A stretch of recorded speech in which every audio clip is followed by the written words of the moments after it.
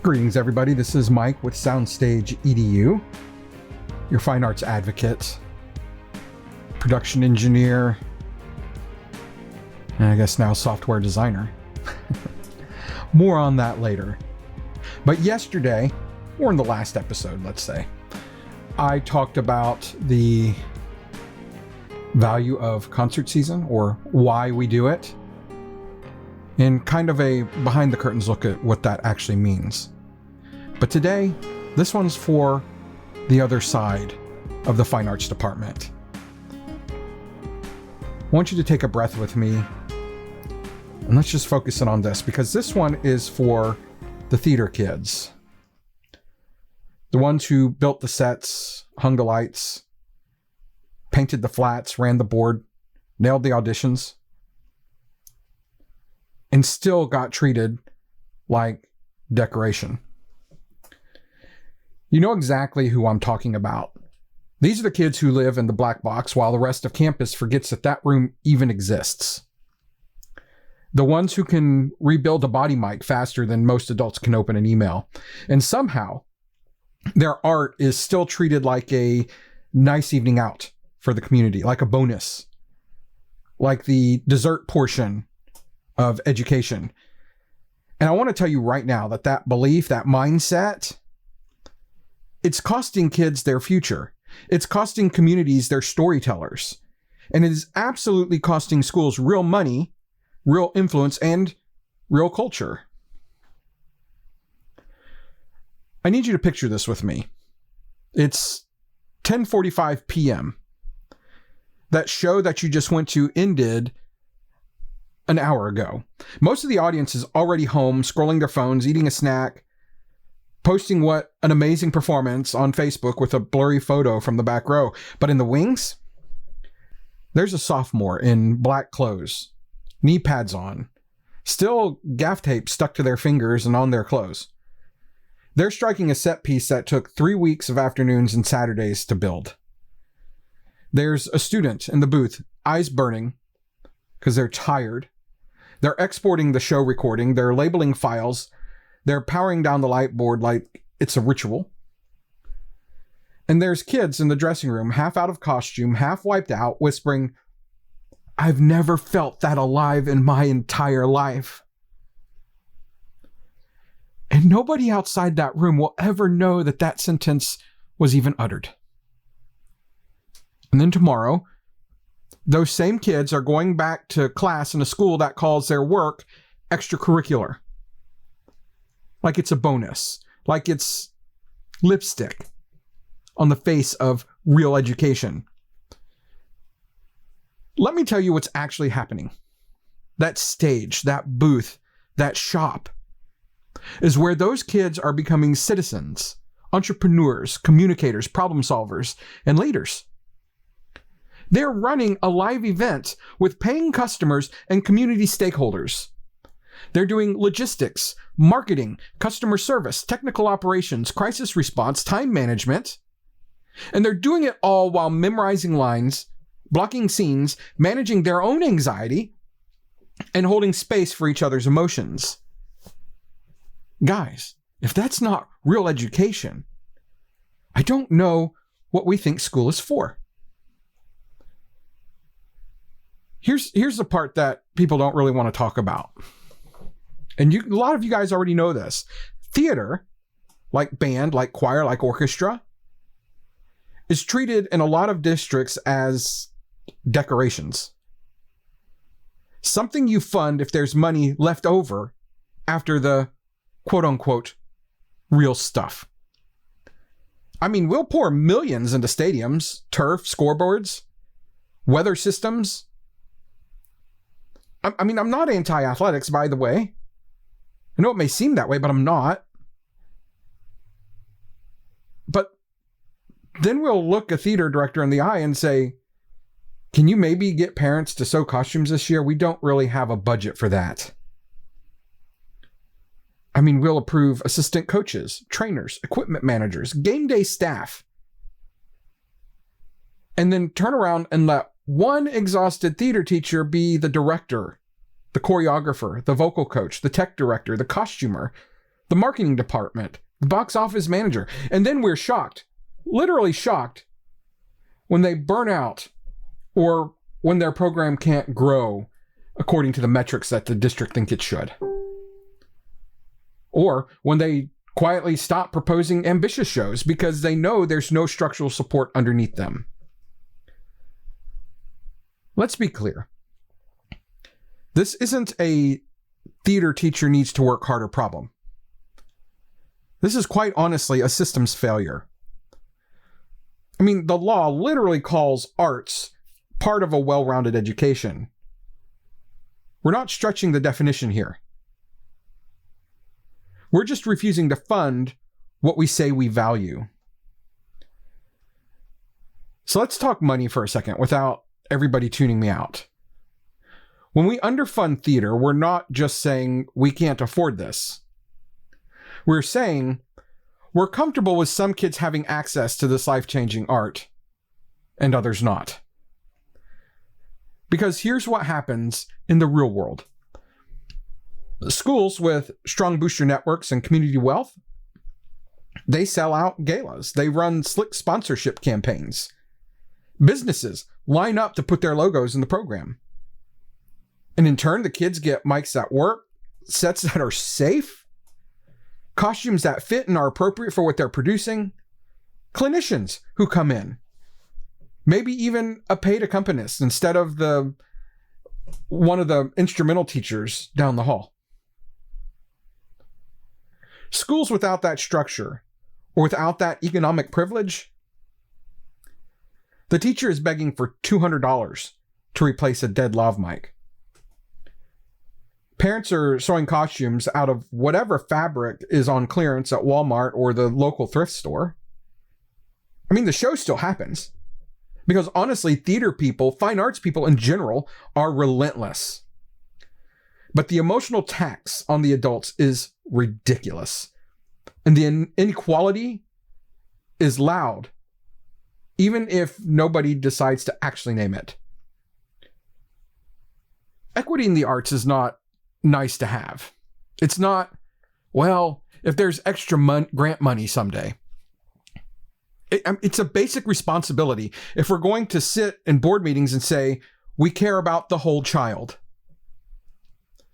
If a kid's zip code determines whether they ever get to stand under stage lights and hear an audience breathe with them in a moment of silence, it's not unfortunate. In my honest opinion, that's neglect. I mean, we love to brag, don't we? Look at our kids. Look at this production value. I can't believe a high school did this. And I'm over here like, yeah, I can believe a high school did this. I absolutely can believe it because the kids are brilliant. And the adults are running themselves into the ground to make this happen. And you know who else sees it? Your theater director's family. The people at home eating dinner alone while your director is at yet another late rehearsal trying to fix something they should have had a staff member for. Here's the reality. If we're going to put on shows that are essentially mini Broadway productions in terms of complexity, multiple scene changes, full sound design, lighting cues, projections, live music, choreography, then we have to stop pretending this is a one-person job plus helpful parents. Theater needs, at minimum, a properly staffed technical theater pipeline, students plus adult supervision, stipends or positions for tech directors, choreographers, and accompanists where possible, time in the schedule to teach the craft, not just survive a rehearsal and wing it. When Broadway puts on a show, there are departments. And I know at the high school level, we like to say we have departments. And they're student-led, and that's great. But at Broadway, there are very defined departments and roles for lighting, sound, costumes, props, stage management, marketing, front of house. And here's the thing. In those roles, those people are professionals. They hold influence. They drive tourism. They literally generate millions of dollars. Broadway is an economic engine. It's not a cute outing like we treat it at the high school level. So why do we train the next generation of those professionals in rooms where the message is, this is just extra? We'll give you space if we have it. We want kids to dream about Broadway. But we don't give their middle school or high school program a working light board and a safe ladder. That disconnect to me is just wild. Now, let's pull the curtain back on something that the theater kids feel, but can't always articulate or even know because it's just not really a big present thing. And that's the existence, or absence in most cases, of a functioning booster program. When theater has a healthy booster structure, all those parents that want to help are organized. There's a system for volunteers. The fundraising that needs to happen has rules and rhythm. And now the director has backup instead of babysitting grown-ups who show up excited and just want to help. When a theater doesn't have that, everything becomes a favor. Everything is last minute. Nothing has urgency. The same 3 parents are on every email, every paint day, every bake sale, every concession table staffing. And the message that slips through to the kids is, well, this show is kind of an afterthought. We're just going to make do. And I need you to understand something. This is not because people don't care. It's because nobody built the infrastructure that was needed or required for these types of programs. So if you're listening to this as a parent, I want you to hear something clearly. You don't have to be a theater person to help build that structure. You don't even have to understand what's going on. You don't need to plug into the theater kid culture. I mean, you're doing plenty by allowing your kid to be here and bringing them to their rehearsals and supporting them.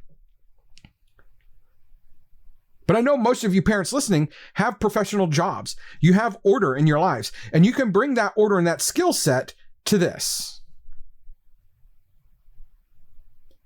You absolutely can be the parent who helps write the bylaws so that there's continuity in your program. You can be the parent who sets up simple financial controls so the director isn't terrified of audits or terrified of the fact that there's no money left in the account. You can be the parent who creates a volunteer sign-up that doesn't guilt people into burning out. You can absolutely be the person who says, hey, we're going to treat this program like it matters structurally, not just emotionally. Now let's talk about the school board piece, because I know some of you are already there in your heads. You sit in those meetings and you hear flawless speeches about college and career readiness and 21st century skills. While the kids who are literally running a full-scale production, a full-scale live event, are never once mentioned as part of that equation. So here's how we change that. When you go to the board, you don't just say, we love our theater kids, please help us. You say, our theater program is a live laboratory for project management, communication, collaboration, public speaking, technical literacy, emotional resilience. Because our students are leaving here ready to work in live events, work in film and TV, work in marketing and communications, lead teams under pressure, work in technical fields in STEM, STEAM, all of those. We're not asking you to fund a hobby. We're asking you to fund a workforce pipeline, a mental health support system, and a community cultural asset. And you bring data if you have it. That's your hint. Start collecting data. Start collecting attendance improvements for kids in theater. GPA comparisons, retention numbers. Stories from alumni who went into design, teaching, production, or just became more confident human beings. And then you land the plane with something like, if Broadway level professionals can influence economies, tourism, and public conversations, maybe we should stop treating their training ground as a cute side project in the back hallway. And directors, theater directors especially, let me talk directly to you for a second. If you are exhausted, overwhelmed, behind on emails, and waking up at 3 a.m. wondering if you should even do this anymore, that's not pointing to failure. You're not lazy. You're not bad at adulting. You're trying to run a full-blown production company inside of a school system that still, in many cases, funds you like a hobby club. And listen, I work for a full-blown production company. And we have a large staff doing all the little things that you're doing all by yourself. Teams of people. So this burnout that you're feeling is not a moral failing. It's a signal.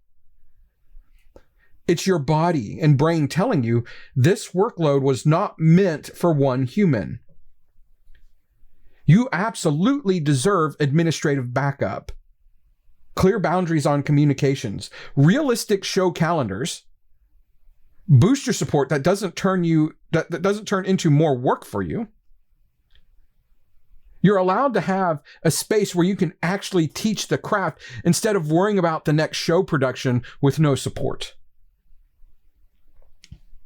You're allowed to say, I cannot build a musical, direct a play, supervise tech, and fundraise the entire budget while also teaching 5 sections and being on 3 committees. You can say that. That's not complaining. Vocalizing that is leadership. Parents, grandparents, alumni, community folks that are listening right now, let me give you some handles because I know you care. You're just not always sure where to push or where to pull. So 3 things that you can do this season as the theater season has already started. I've already been to a couple of shows. But here's what you can do for the remainder of the season. Show up to the show like it's Broadway. Buy the ticket. Share the link. Drag your friends there. Treat it like the cultural event that it actually is. When the board sees sold out houses and community buzz, that conversation changes. A lot of times people have no idea these things are going on at our schools. And a majority of people love supporting the kids when they're in their artistic lane. And your kids deserve that full house. They deserve that experience of 500 people giving them a standing ovation, of applause so loud that they can't even hear themselves on the stage, that it drowns out the monitor wedges on the stage that they can't hear the music anymore. They deserve that. Another thing you can do is ask admin one grown-up question. What would it take for our theater program to have stable funding and adequate staffing? Not emotional demands, not Facebook rants, but a calm, direct question that expects and demands a real answer. And help build or strengthen the booster culture. Don't just ask, how can I help? Try, can I take one piece off your plate for the entire season? Tickets, sponsorships, volunteer coordination, program design. Pick a lane, something that you're comfortable doing, that you know you'll be good at, and own it. All parents are boosters, whether there is a formal booster program in place or not. If you're there supporting, you're boosting, you are a booster. And I need you to understand that in this position, your job is not to become a second director. That is not your lane.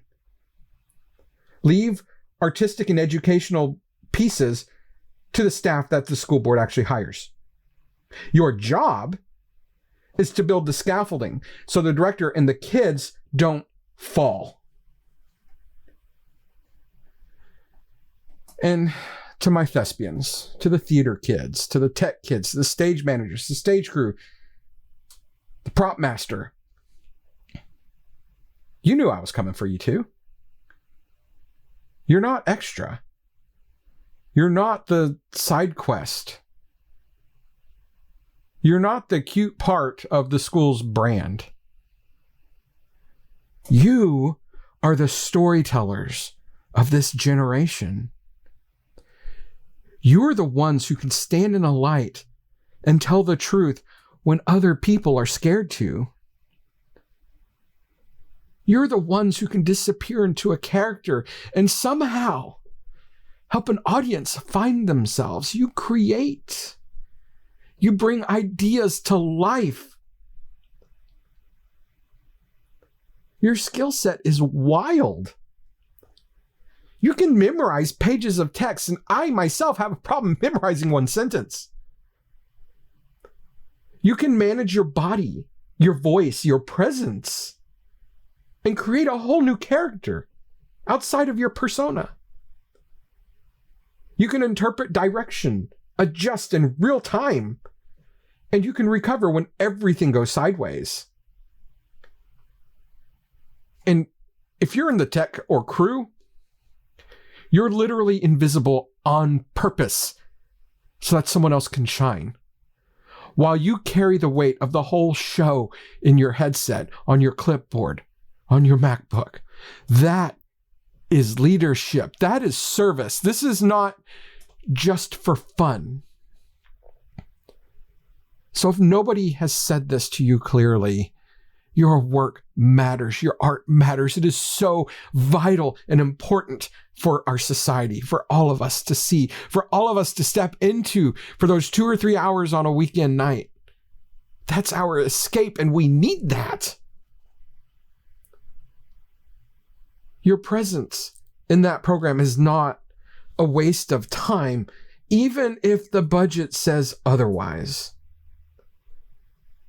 Please don't decide that your worth is equal to the line item on the spreadsheet. You are bigger than that. All of you, cast, crew, all of you. Here's where I want to land this. Theater kids are saving themselves and each other one show at a time. Directors are holding up entire emotional universes with duct tape and absurd amounts of caffeine, fighting off illness, fighting mental fatigue and brain fog. Parents and boosters are trying to build support structures and systems that were never really designed for this level of artistry. Listen, we don't fix that overnight. We don't fix it with one angry email or one spicy Facebook post. We fix it by shifting belief first from theater is decoration to theater is essential infrastructure for our kids, our economy, and our culture. We fix it by funding what we brag about, by staffing what we morally demand, by building booster systems that reflect the value of the work and not the leftovers of the budget. Heroes need heroes too. The kids need adults who will advocate.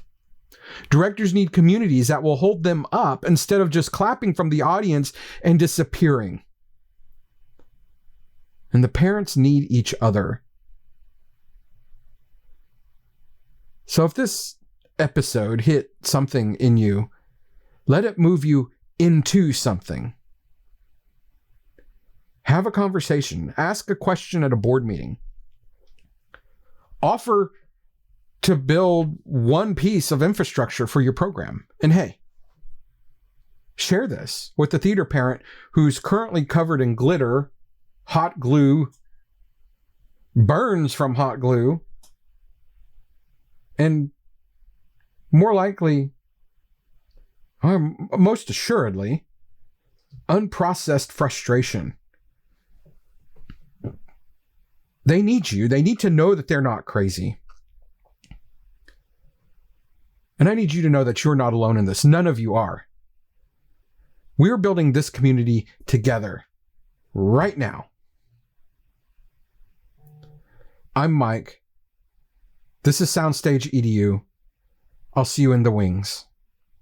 Be sure to follow the show. Be sure to find us on all the social media platforms. We're out there somewhere. And not just for me, but to help this message spread so that we can band together and advocate for these programs. And in turn, we're advocating for our kids. Do you have any idea how many times I hear that music saved my life, that theater saved my life, that band saved my life, the choir saved my life? Do you have any idea how often I hear that? How often those stories land in my inbox? Guys, this is sacred work. This is not decoration. We are creating spaces for these kids to thrive. And not only thrive, and in some cases, survive. I love you all. Let's raise the bar together.